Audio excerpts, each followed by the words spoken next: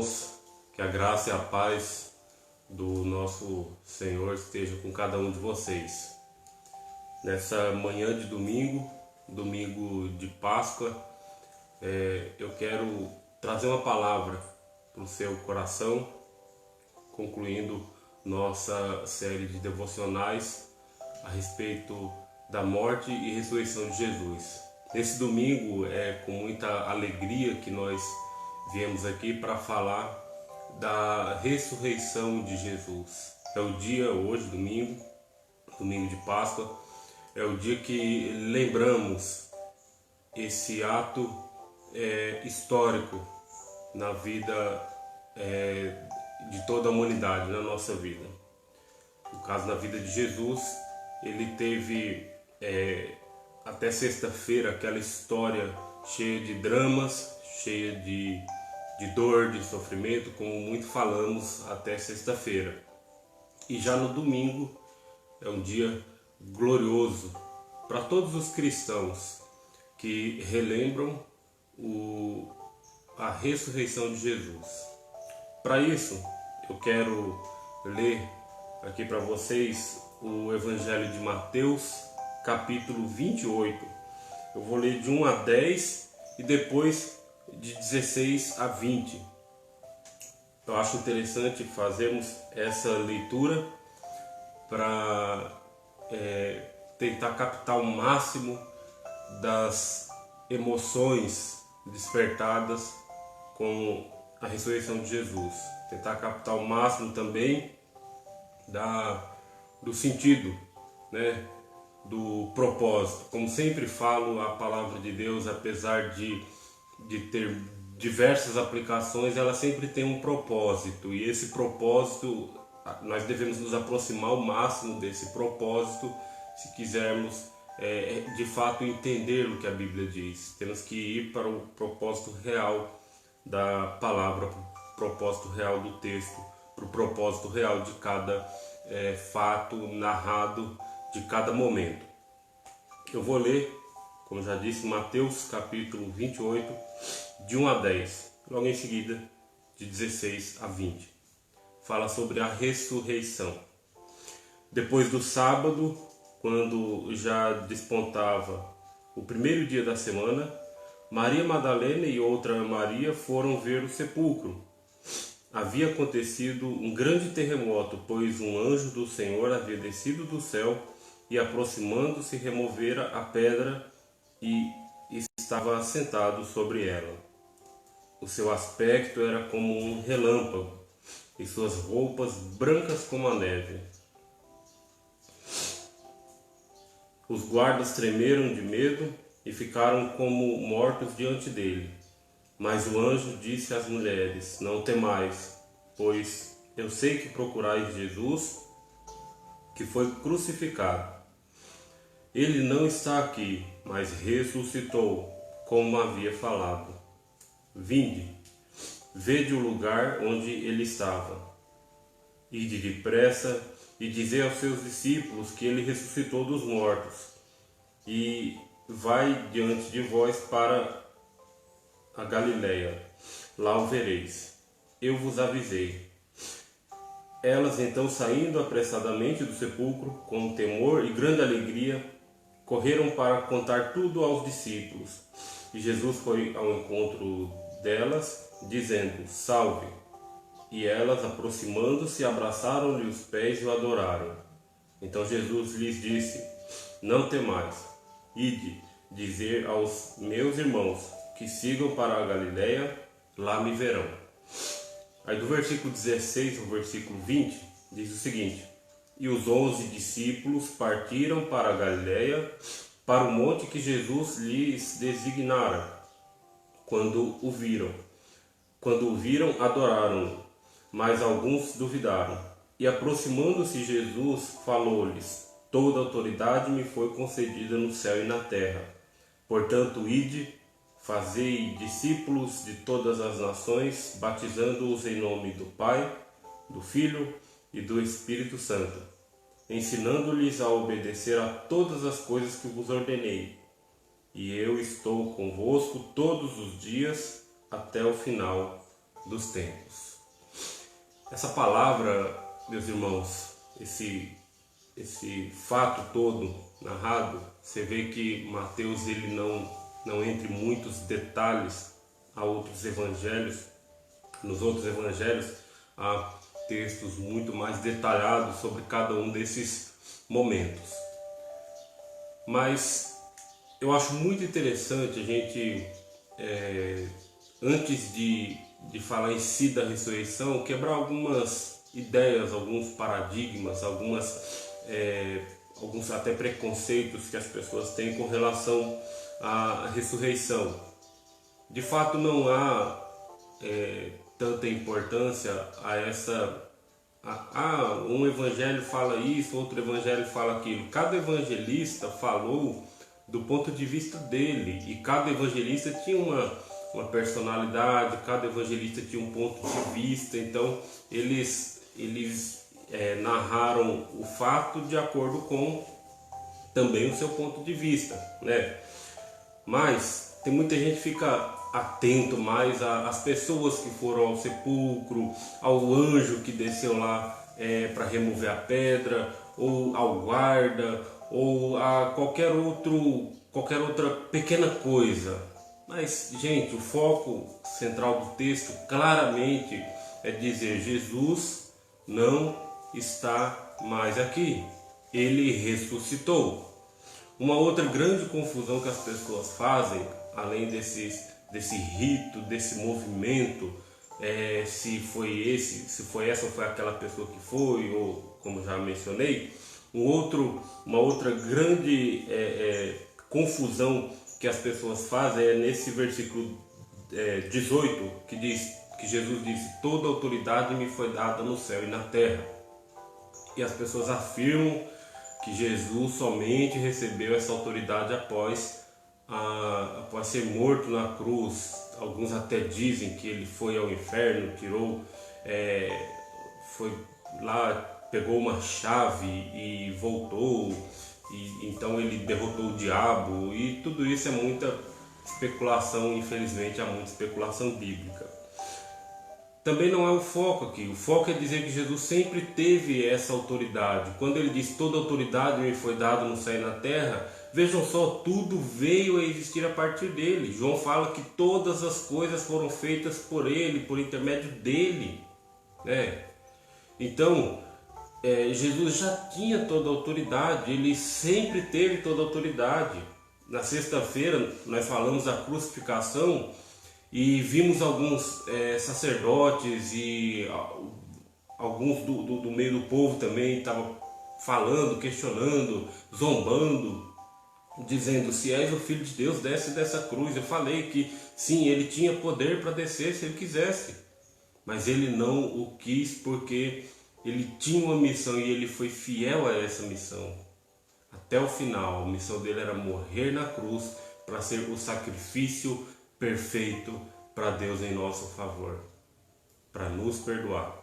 Então Jesus já tinha esse poder, ele não ganhou esse poder ao ser crucificado, né? Na verdade, os beneficiados da cruz fomos nós, né? Fomos nós. Se alguém ganhou alguma coisa com a crucificação, foi eu e você, né? E Jesus, ele conquistou ali uma justiça que poderia, ou que pôde, né, a partir dali ser aplicada em nós, justiça que nós não conseguiríamos, por melhor que fossem nossas ações ou por maior que fosse o nosso desejo e intenção de ter o perdão do Senhor. Pois bem, então Jesus não conquistou essa autoridade toda depois da cruz, ele já tinha toda a autoridade, né? Quando ele disse: toda a autoridade me foi concedida no céu e na terra, foi Deus quem o concedeu desde sempre. Ele, sendo Deus, ele tinha toda essa autoridade. Então, domingo, estamos hoje, domingo de Páscoa, relembrando aqui a ressurreição, tendo feito essas ressalvas do texto para a gente ter uma boa compreensão do que realmente o texto bíblico quer nos dizer. O que o texto quer nos dizer? Primeiro, eu vejo a expectativa do homem ao ir no no lugar onde o corpo de Jesus estava. A primeira coisa que a gente olha é a expectativa das mulheres encontrarem um corpo lá. E elas, assim como qualquer um de nós, se tivéssemos ido, nós estaríamos muito tristes. Imagina aí, na sexta-feira você perdeu uma pessoa muito querida, no domingo você ir ver o corpo ou ir talvez no cemitério, ainda com bastante saudade, ainda com bastante dor, ainda com muito medo, porque ele era o líder deles, né?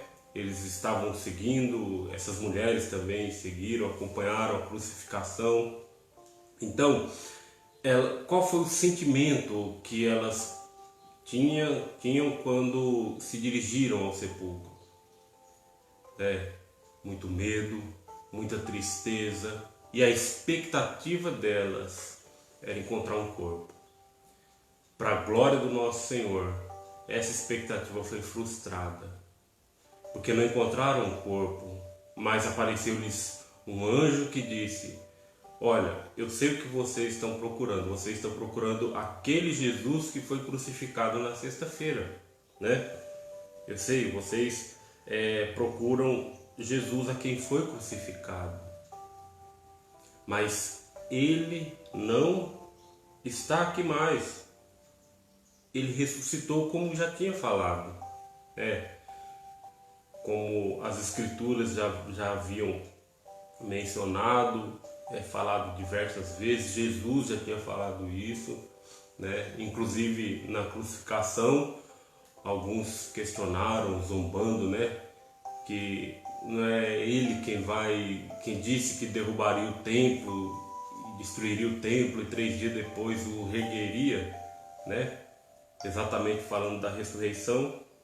Então o anjo simplesmente diz: olha, o que foi prometido foi cumprido, o que estava nas escrituras de fato aconteceu, e o mesmo Jesus que morreu exatamente do jeito que as escrituras haviam previsto, ele ressuscitou, ele não está aqui mais. Aí, se por um lado a expectativa daquelas mulheres foi muito frustrada, porque elas esperavam encontrar um corpo, por outro lado a esperança foi renovada. E eu acho que esse é o propósito, o primeiro propósito da ressurreição, é frustrar uma expectativa carnal de ver Jesus, entre aspas, tendo sido derrotado pela cruz, mas ter a esperança renovada ao ver Jesus vencer a morte, né? Como o livro de Atos fala que a morte não podia segurá-lo, porque ele é Deus, né? Então Jesus vencendo a morte e ressuscitando, as esperanças são renovadas. Imagina você qual foi a expectativa que aquelas mulheres saíram daquele sepulcro, quando o anjo diz: olha, vai lá e fala com os discípulos para que Jesus vai encontrar com eles lá na Galileia. Imagina, né? O outro texto de Lucas fala que elas saíram correndo, foram lá avisar os discípulos. Então imagina a alegria, o entusiasmo que essas mulheres não tiveram, né? No domingo você ter acabado recentemente, há 3 dias, você vê Jesus sendo morto, e agora ter a notícia de que ele ressuscitou. É uma coisa realmente extraordinária, né? A Bíblia fala de outros momentos de ressurreição, inclusive Jesus ressuscitando a Lázaro. Por si só eram momentos dramáticos, né? Porém nada se compara à ressurreição do Mestre, de Jesus, né? Então as mulheres elas saem com essa missão de falar com os outros discípulos, para eles irem para Galileia. Aí do versículo 16 fala que o outro evangelho, como eu falei, Lucas, por exemplo, dá muito mais detalhe desses dias, né? Há também ali entre a ressurreição e a ascensão, Jesus subir aos céus, os dois discípulos no caminho de Emaús, tem muitas outras histórias. Mas para resumir, Jesus manda eles irem para Galiléia e de fato os discípulos vão para Galiléia. E quando os discípulos viram a Jesus, eles o adoraram. Eles o adoraram, né? Talvez aqueles discípulos já tinham, né, como as mulheres já tinham avisado que ele tinha ressuscitado, alguns ficou meio duvidosos, outros já estavam ali na expectativa. Já era um sentimento um pouco diferente do sentimento que aquelas mulheres tiveram quando foram ao sepulcro, né? Eles já estavam esperando ver o mestre ressuscitado, ressurreto. E ao encontrarem Jesus, o adoraram. E o versículo 18 diz: aproximando-se Jesus, falou-lhes: toda autoridade me foi concedida no céu e na terra. Jesus aqui está dizendo simplesmente: olha, sabe por que eu ressuscitei? Porque eu tenho toda a autoridade. Eu tenho toda a autoridade. Então, a ressurreição não é uma consequência dessa autoridade que foi conquistada na cruz, mas é uma prova de sua autoridade que sempre teve, autoridade divina. E quando Jesus reafirma essa autoridade, já não mais na situação daquele homem frágil, limitado ali com as mesmas limitações de um corpo humano, né? Como ele foi morto na cruz, de fato foi morto. Então, Jesus já não fala com essa limitação.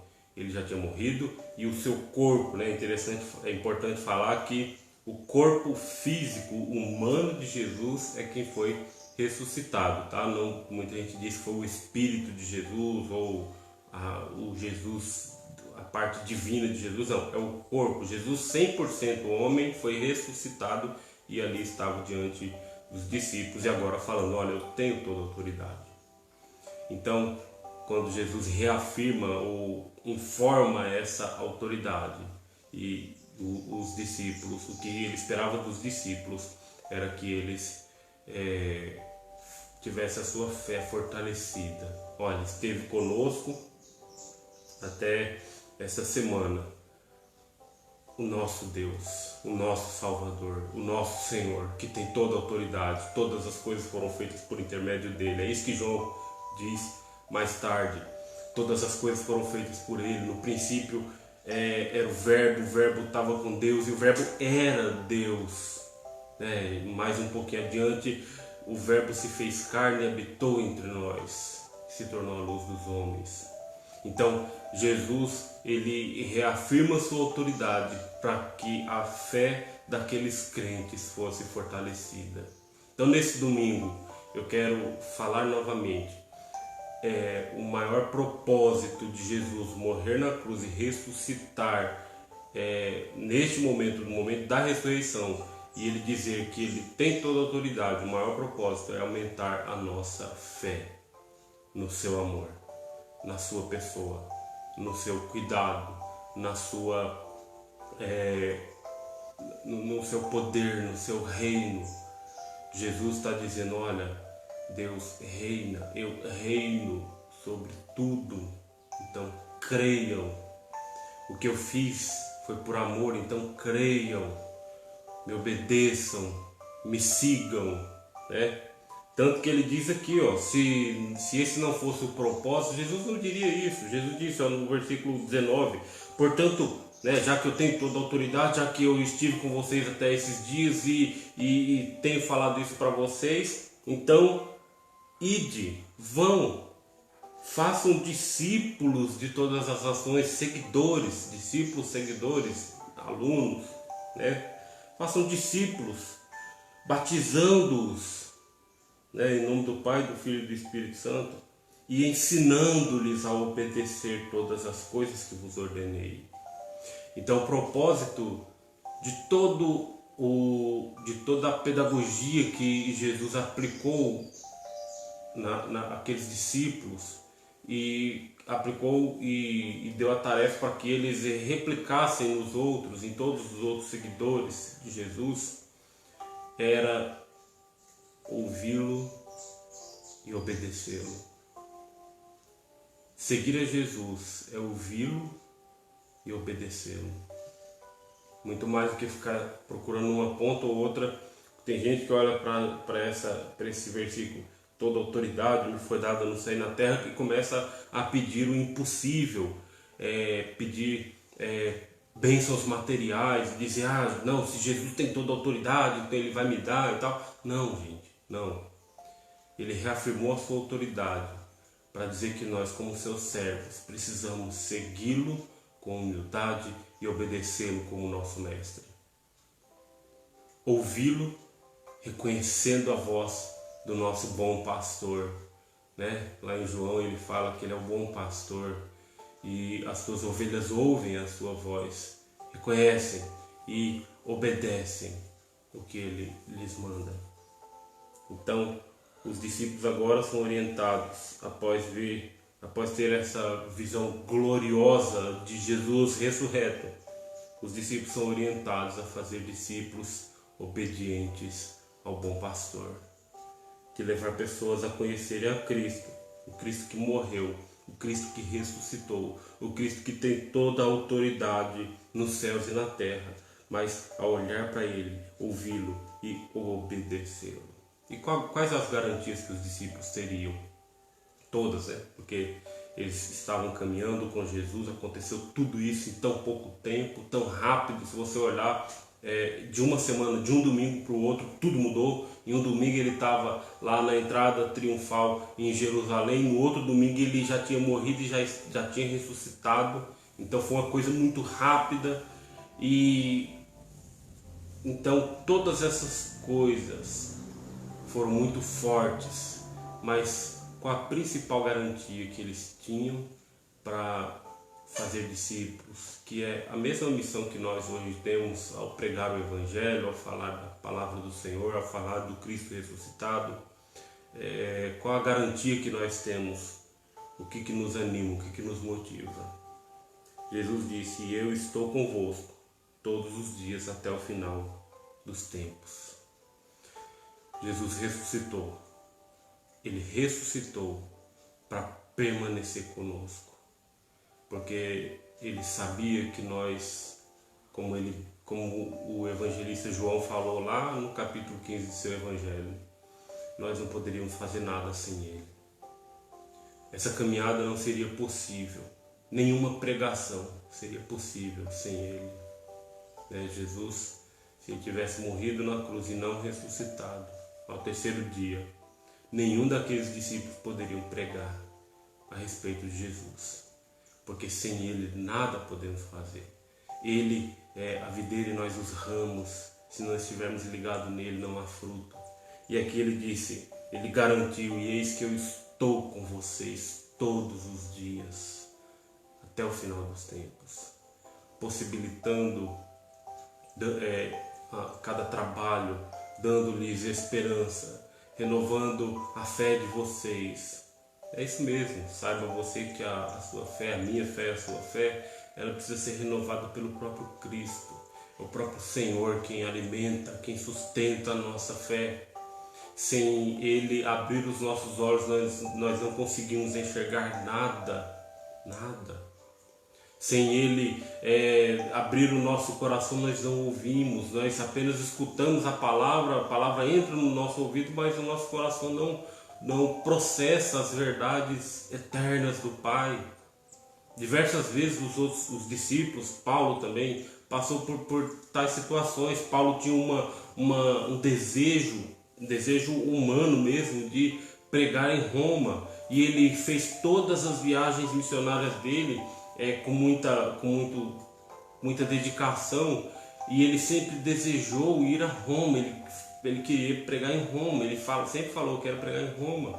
Aí quando ele tem a oportunidade de pregar em Roma, mesmo que por ocasião de sua prisão, acontece ali que alguns creram, muitas pessoas não creram, e isso nos mostra que precisamos de Jesus até para crer nele, até para ouvir, até para ver diferença nessa palavra.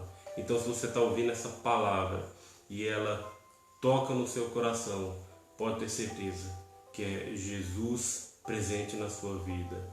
E é porque Ele quer que você se relacione com Ele, que você o obedeça, que você o ame, que você o siga.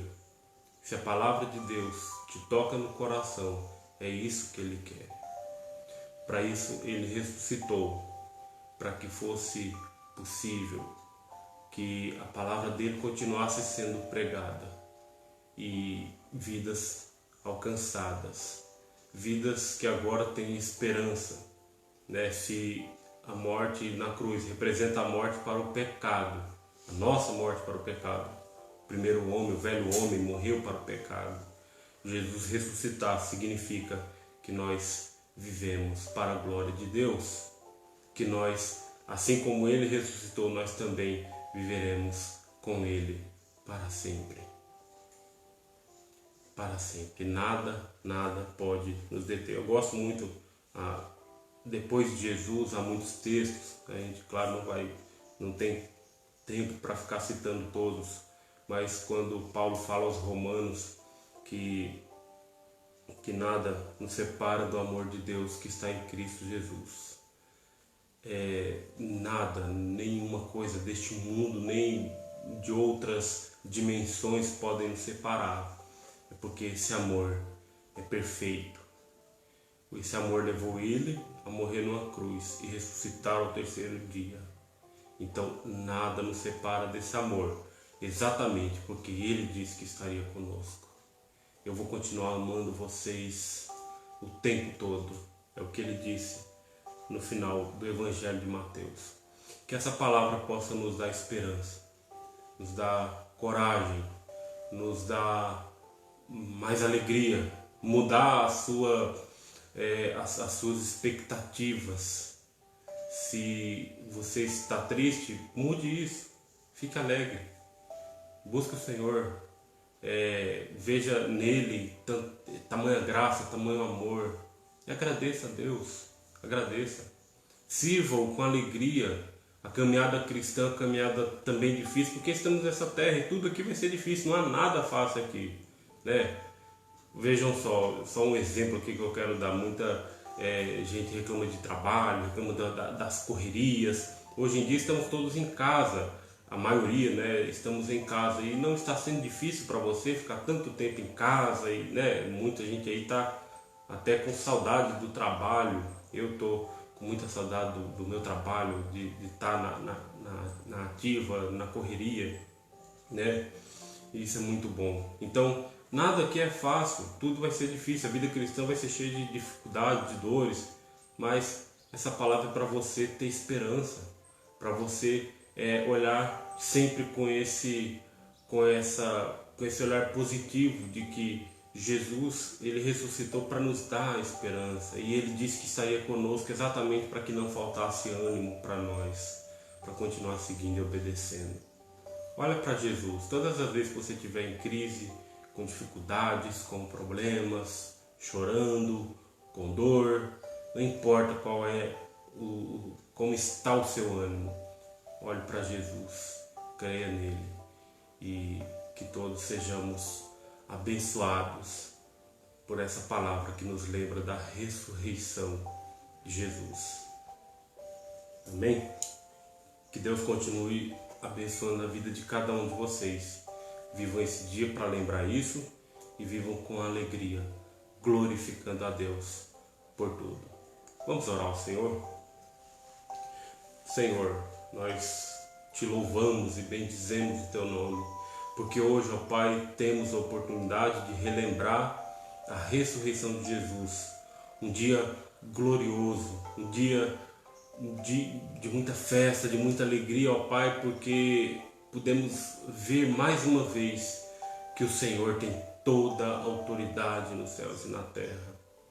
Muito obrigado, ó Pai, por nos permitir olhar para a Tua Palavra, olhar para a Bíblia e ver o Teu tão grande amor, ver o grande amor do Senhor por nós, manifesto na vida, morte e ressurreição de Jesus. Muito obrigado, ó Pai, por nos renovar a esperança, e que o Senhor, ó Deus, esteja chegue a cada pessoa que nos assiste e renove suas esperanças, aumente a fé deles e alegre, ó Deus, esses corações para que te busquem.